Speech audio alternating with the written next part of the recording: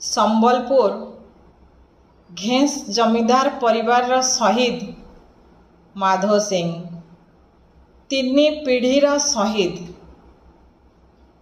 ଭାରତୀୟ ସ୍ୱାଧୀନତା ସଂଗ୍ରାମରେ ଏକ ସମ୍ମାନଜନକ ବିରଳ ସନ୍ତକ।